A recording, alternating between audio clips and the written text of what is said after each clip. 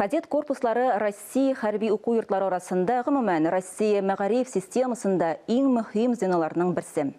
Алар илнең кораллы көчләре гаскәрләренә офицерлар әзерләүдә башлангыч баскыч булып тора. Киләчәктә ил сакчылары нинди сыйфатларга ия булырга һәм нинди әзерлек үтәргә тиеш? Актаныш районындагы кадетлар мәктәбеннән безнең чираттагы репортаж.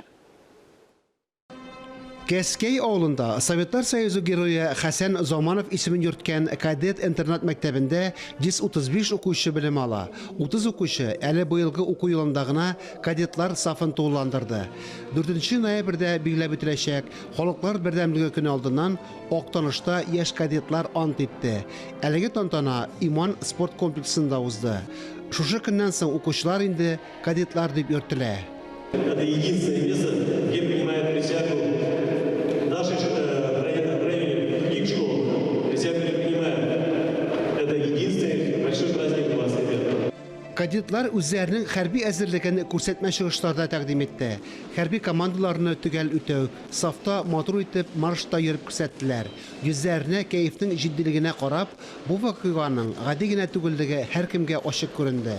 Үзебезнең чыгарылыш укучылар безнең военный направление буенча юлларын эзлиләр. 10-11 класска калган укучылар алар үзләренә юлларын хәрби хезмәт белән биләргә тырышалар. Безнең инде узган елда да, аларның алдагы елларда да егетләр хәрби хезмәт училищеларына, военный вузларына укырга кергә тырышып, үзләрен әзерләп, безнең мәктәптә юлларын шунда табалар. Мәктәп өчен мөһим һәм истәлекле вакыйгада кадетларның ата-аналары да катнашты.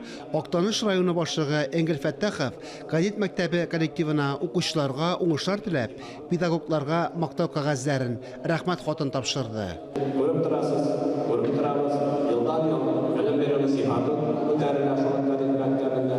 Шулай булгач, дөрес күтәрелә, дөрес койга сорау, чөнки физик яктан гына түгел бүген инде барыбер.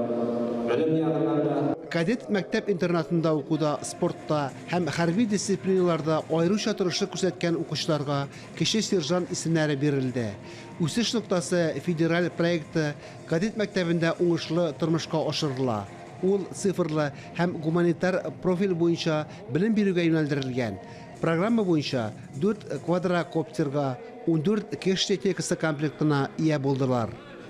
Хочу поздравить всех с Днем народного единства, которому будет причастие 4 ноября, и пожелать уважения друг к другу, добра, понимания и милосердия. Кадетлар буш вакытта түгәрәкләрдә кызыксынып шөгыльләнә. Мәктәптә тынлы оркестр, дизайн түгәрәге, хореография, шахматчылар секциясе дә эшли. Фарис Мөхәммәтов, Ләйсән Газизова, Актаныш муниципаль районы мәгълүмат үзәге.